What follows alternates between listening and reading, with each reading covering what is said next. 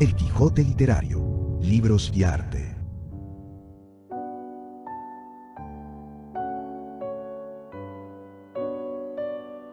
Hoy quiero invitarlos a que hagamos una mirada soslayada en la historia del arte, desde la época de las cavernas hasta la actualidad, que hacemos arte con inteligencia artificial.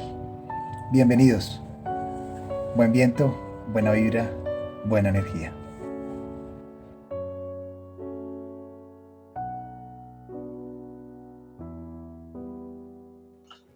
El arte nació con la humanidad. Antes de escribir, antes de construir templos o ciudades, los primeros seres humanos ya realizaban pinturas sobre las rocas. Hace más de 30.000 años, en la oscuridad de las cavernas, manos anónimas cubrieron las paredes con imágenes de bisontes, caballos y ciervos. Ejemplos como las cuevas de Altamira en España nos revelan un mundo donde el arte tenía un propósito más allá de lo estético. Era ritual, era magia y era supervivencia. El arte rupestre es la primera señal de que el ser humano no solo habita el mundo, sino que también intenta comprenderlo. En Asia, en África, en América y en Oceanía hay muchísimos registros de arte antiquísimo. Por ejemplo, en la Argentina está la Cueva de las Manos, en la cual se exhiben unas siluetas humanas. Parece que estas manifestaciones tenían una función de rito, invocar la abundancia de presas, marcar territorios o representar fiestas divinas ancestrales. Los primeros artistas no pintaron para ser admirados, sino para vencer el olvido. El trazo, el color y la forma transmiten movimiento y emoción. La humanidad ha estado ligada al arte desde el fondo de los tiempos, básicamente mediante el concepto de Homo Faber, hombre que fabrica. Los seres humanos hemos tenido que fabricar casas para resguardarnos y hemos tenido que tejer prendas de ropa de muchísimas formas. Además de eso, hemos tenido que elaborar utensilios para preparar la comida. Y finalmente, a lo largo de la historia también se ha desarrollado ese instinto innato de artistas que tenemos mediante la creación de armas para las guerras que se dan entre culturas y que nunca han cesado.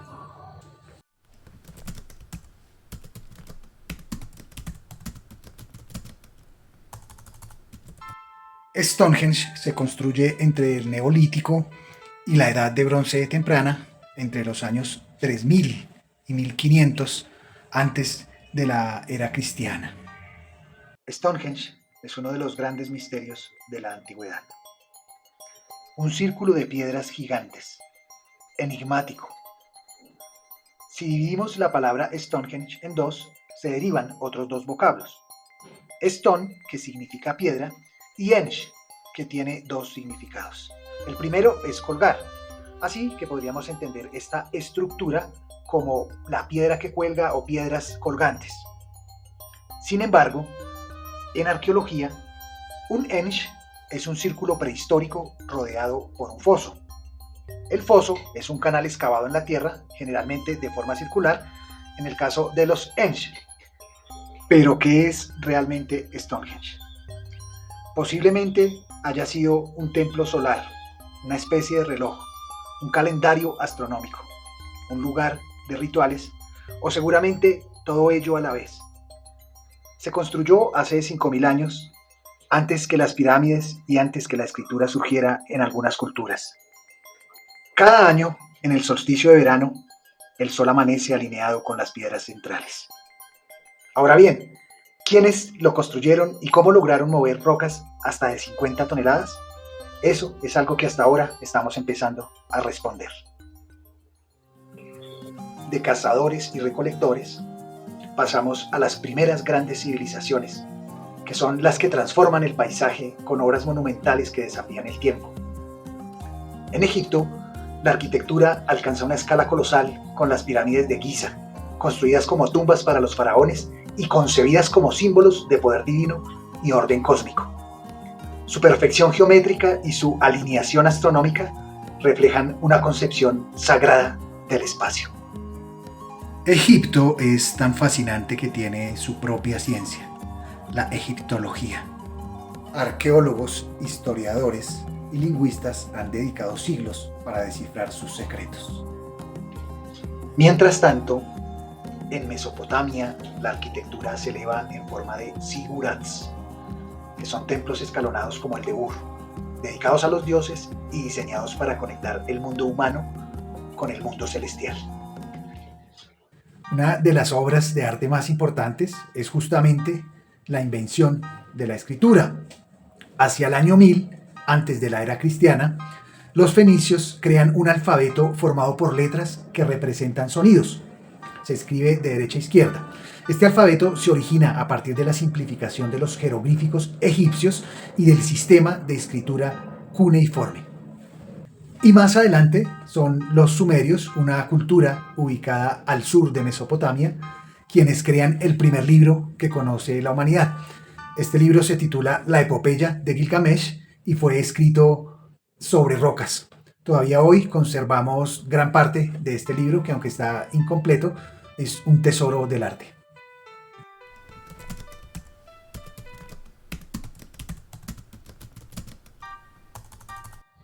Las dos grandes epopeyas de Homero, la Ilíada y la Odisea, han definido el imaginario de la civilización occidental. En el siglo XIX, el arqueólogo Heinrich Schliemann afirmó haber encontrado las ruinas de Troya en Turquía, una ciudad que data de la Edad de Bronce. Actualmente, los estudios arqueológicos confirman que Troya existió y que fue destruida varias veces. Viene el arte de los imperios. Grecia y Roma definen los ideales de belleza, armonía y perfección, ideales que todavía influyen en la cultura occidental. En Grecia, la escultura alcanza un grado sin precedentes de naturalismo y proporción, como se puede ver en el Doríforo de Policleto, que aplica el canon matemático del cuerpo humano para lograr equilibrio y dinamismo. El Partenón es otro ejemplo de arte clásico, con sus columnas dóricas y su estudiada simetría, refleja la búsqueda de un orden y una racionalidad. Roma heredó y expandió este legado, perfeccionando la arquitectura con innovaciones como el arco y la bóveda, lo que permite construcciones de mayor escala y funcionalidad. El Coliseo, para citar un ejemplo, es un anfiteatro de proporciones colosales que combina ingeniería avanzada y espectacularidad, simbolizando el poder de los imperios. Más que estética, el arte clásico de Occidente fue una expresión de valores, la razón de Grecia, la grandeza de Roma. El arte en Oriente no solo representó la realidad, sino que buscó capturar su esencia espiritual. En China primó la pintura de paisajes. Los más conocidos son los de la dinastía Song, donde se refleja la filosofía taoísta, la naturaleza como fuente máxima de armonía. La caligrafía, elevada a arte, expresa una energía vital del universo en cada trazo. Digamos que en el alfabeto chino se siente el tránsito que hay de la pintura a la escritura y es muy evidente. Las tres obras literarias que más conocemos de China a nivel mundial son el libro del Tao de Lao Tse, el arte de la guerra de Sun Tzu y las analectas de Confucio.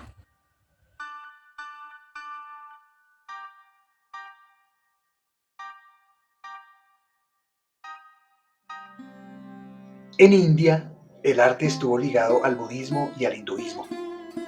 Las cuevas de Ajanta, que podemos ver en pantalla, y que son una maravilla del mundo, narran la vida del Buda con una expresividad conmovedora. En general, en los templos hindúes se simboliza la interacción entre lo divino y lo humano. Y así como hay un sinnúmero de religiones y culturas en la India, asimismo son sus expresiones artísticas. El Kama Sutra es un libro mundialmente conocido por sus descripciones eróticas, un libro que vemos en todas partes, pero que muy poco se lee. En realidad, este libro es un tratado filosófico, casi psicológico, que versa sobre el arte de la seducción y la vida en pareja. Otro de los libros monumentales de la India es el Mahabharata, una de las epopeyas más largas que se ha escrito y a la vez más bellas. Dentro de sus capítulos está el Bhagavad Gita, que es una pieza magistral que todos deberíamos leer.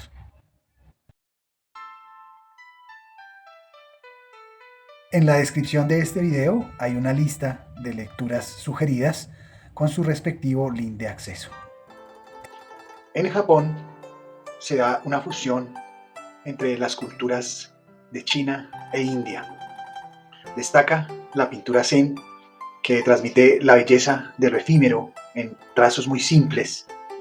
Surgen también estampas de geishas y paisajes muy conocidos como la Gran Ola de Kanagawa, donde se refleja el mar, su furia, su esplendor, su belleza, pero también lo efímero de la vida. Cuando hablamos de la Edad Media, nos viene a la mente el tema de la peste, un periodo de guerras y de oscuridad, lo cual es cierto. Sin embargo, en este momento histórico también se tejió un arte muy interesante. Catedrales que parecen tocar el cielo y manuscritos que resguardan el conocimiento de toda la historia. Veamos la Edad Media.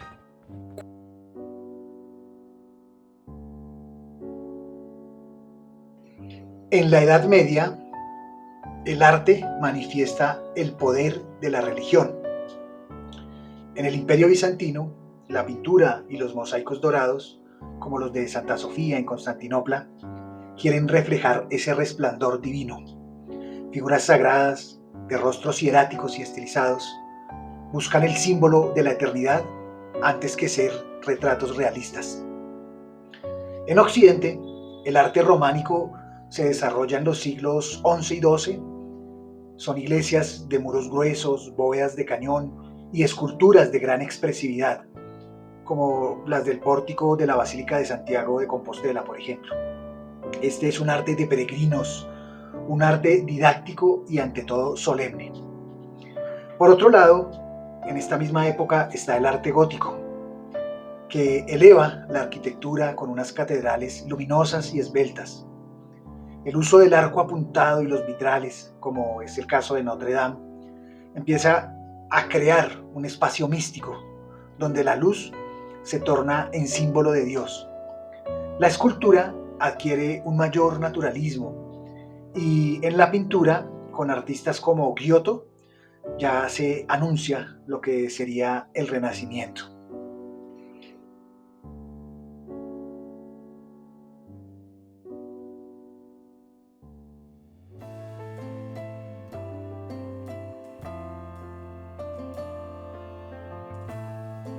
En el Renacimiento se marca el regreso del hombre al centro del arte. Inspirado en la antigüedad clásica, Leonardo da Vinci explora la perspectiva y el esfumato en la Última Cena, logrando profundidad y naturalismo. Miguel Ángel, con su David, lleva la escultura a un nivel de perfección anatómica sin precedentes. Este es un arte racional, basado en la proporción y la armonía. Recordemos que en el Renacimiento, a Leonardo da Vinci se le ocurre pensar en la posibilidad de crear máquinas que sean capaces de enarbolarse en el aire y volar.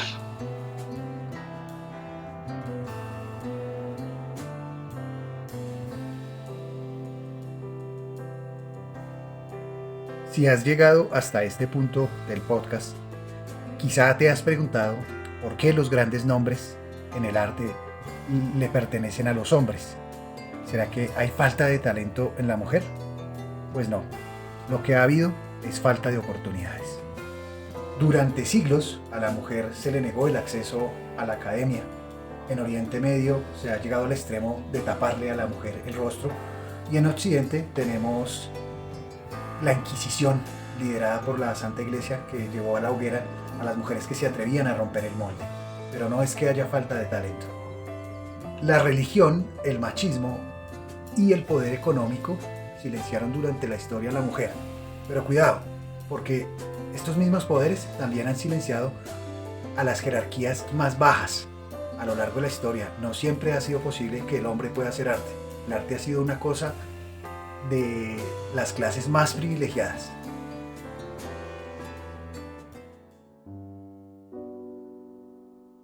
Pero con el barroco, el arte se hace dramático y emocional. Caravaggio revolucionó la pintura con el claroscuro, contrastes violentos de luz y sombra que intensifican la expresividad de sus figuras. En tanto, en la escultura, un Bernini dota el mármol de movimiento, en obras como El éxtasis de Santa Teresa.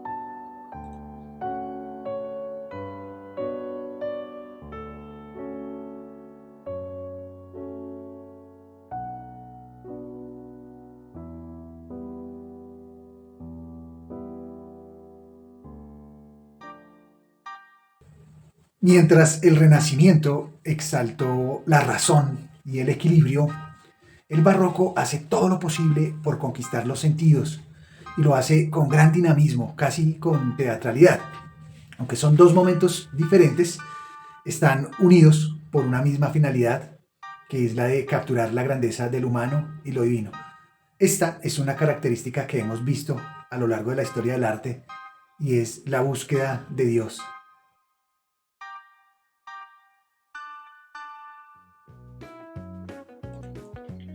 A finales del siglo XVIII, el arte mira otra vez hacia la antigüedad clásica.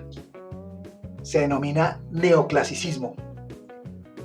Con artistas como Jacques-Louis David se recupera la simetría, la claridad y aquellos ideales heroicos de Grecia y Roma. En la obra El juramento de los Horacios se puede percibir un estilo bastante particular, líneas firmes, composición equilibrada y un mensaje de virtud cívica. Este es el arte de la razón y la ilustración.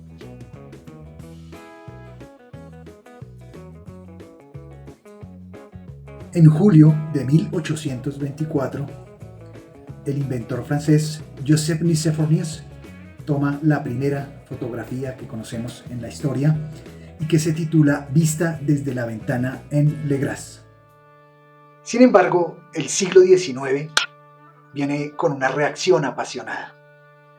Aparece en varias de las artes del mundo el romanticismo. Pintores como Delacroix rompen con la rigidez neoclásica y abraza la emoción, la libertad y el dramatismo. En la obra La libertad guiando al pueblo hay una pincelada suelta y unos colores vibrantes que reflejan la intensidad de una revolución. Si el neoclasicismo representa orden y disciplina, el romanticismo viene a ser un grito de rebeldía y de sentimiento. Claro, son dos estilos opuestos, pero a la vez fundamentales para comprender lo que es hoy en día el arte moderno.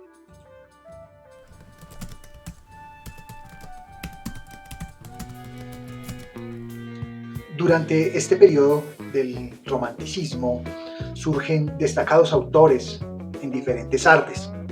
En literatura mencionemos a Goethe en Alemania, Victor Hugo en Francia y Maria Shelley en Inglaterra, quien es autora del libro Frankenstein o el moderno Prometeo.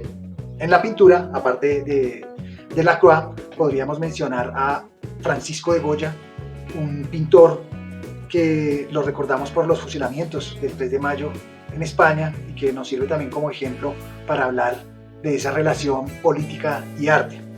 En la música destacan dos grandes autores como Beethoven y Chopin. En la filosofía podríamos mencionar a Jean-Jacques Rousseau, precursor filosófico, con su exaltación de la naturaleza y su influencia a nivel mundial. Y en arquitectura, para mencionar alguno, sería John Nash, que es el diseñador del pabellón real de Brighton, que tiene unas influencias exóticas para la Inglaterra romántica.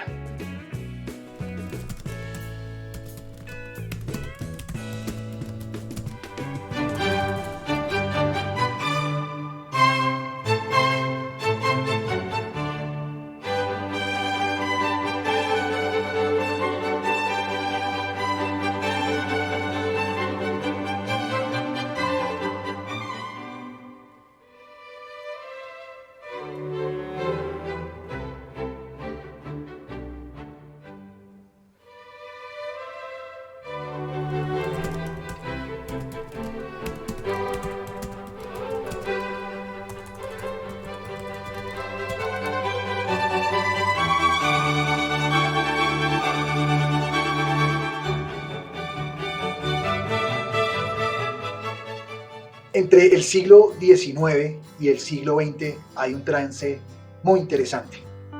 El arte quiere romper con todas las normas académicas. Ya no dos corrientes establecidas, sino que hay una explosión de vanguardias. El impresionismo, por ejemplo, con Monet, Renoir y Degas, hace un trabajo muy interesante para capturar la luz y el instante con pinceladas sueltas y colores que vibran. Ejemplo de ello es la obra Impresión, Sol Naciente, misma que da nombre al movimiento del impresionismo y que permite revolucionar la manera en que se pinta una realidad. También aparecen movimientos como el expresionismo, donde Van Gogh transforma el color en emoción. En el cuadro La Noche Estrellada no vemos solamente un paisaje, sino que podemos percibir ya un torbellino de sentimientos. Acá los artistas ya no quieren un matrimonio con las formas clásicas, sino que quieren algo novedoso. Y se ve una influencia enorme de la filosofía, incluso de la ciencia. Autores como Sigmund Freud van a tener una influencia tremenda en el arte. Entonces el siglo XX lo que hace es traer innumerables vanguardias. Allí está Picasso y el cubismo haciendo una descomposición en la forma de las obras. Mientras tanto, Salvador Dalí con el surrealismo convierte el arte en un sueño y pinta relojes derretidos. En general, en esta época, siglo XIX, siglo XX, el arte deja de imitar la realidad para reinventarla.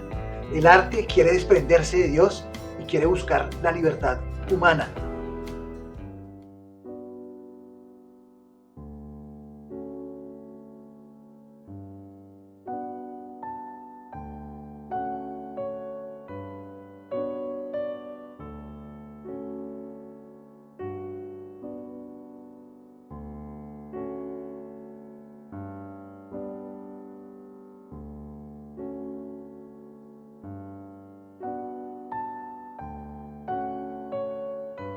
Esta es la primera imagen que se proyectó en cine y en el auditorio.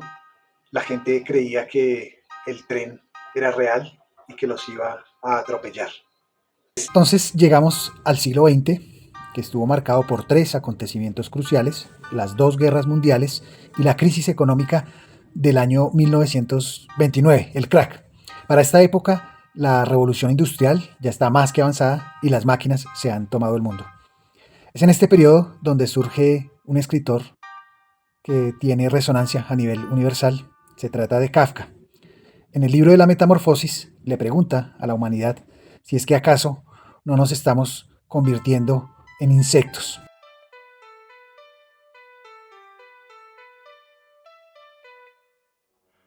El dadaísmo nace justamente como respuesta al absurdo de la Primera Guerra Mundial.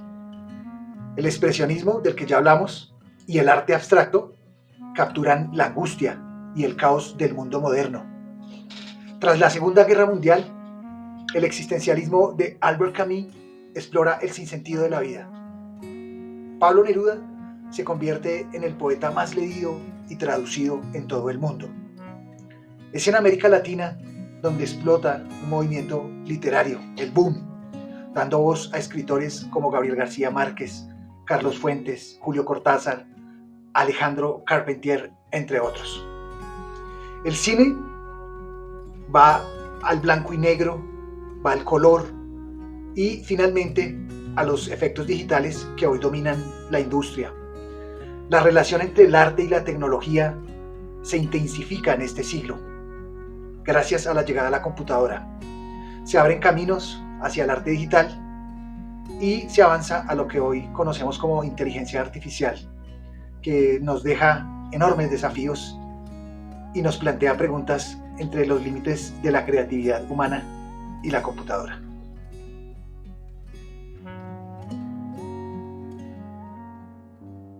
El arte del siglo XX sí logra hacer una ruptura radical con toda tradición artística.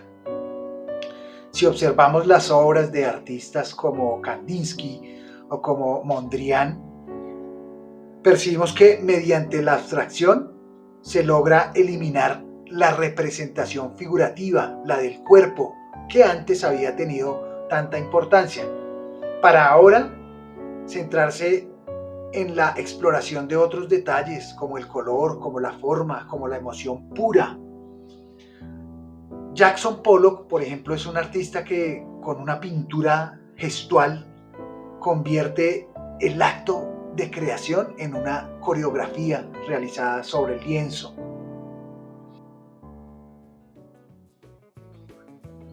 El performance surge en los años 60 como una forma de arte vivo.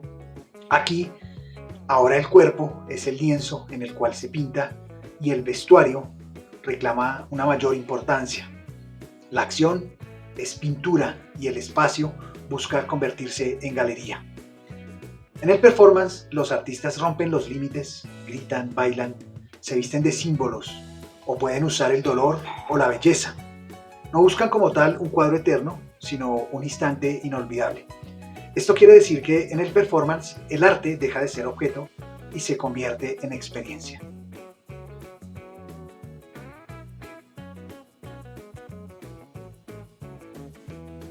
Hoy en día, siglo XXI, la tecnología ha logrado transformar la creación artística. Desde el arte digital hasta los NFT y la inteligencia artificial, los límites entre el artista y la máquina empiezan a desdibujarse. Hoy, desde las cavernas hasta la actualidad, la creatividad nos ha acompañado como una luz inextinguible. La inteligencia artificial podrá imitar mediante sus algoritmos muchas formas de arte, pero nunca podrá reemplazar el alma humana. Porque el arte no es solo una técnica. El arte es mucho más complejo que cualquier multiverso digital. Y los seres humanos necesitamos transitar por todos los procesos de creación para llegar a nosotros mismos, para conocer nuestro entorno y entender nuestros contextos sociales, políticos y humanos. El arte es pasión, es rebeldía, es belleza, es libertad. Y dentro de las funciones del arte también está la de permitirnos trabajar en la escultura que hacemos de nosotros mismos. A manera de conclusión, solo tendría que decir que mientras exista un ser humano, existirá el arte. Y mientras exista el arte, seguiremos siendo humanos.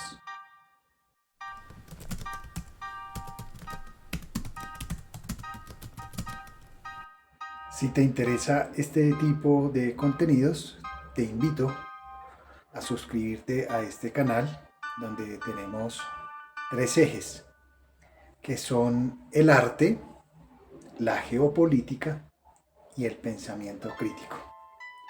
Muchas gracias.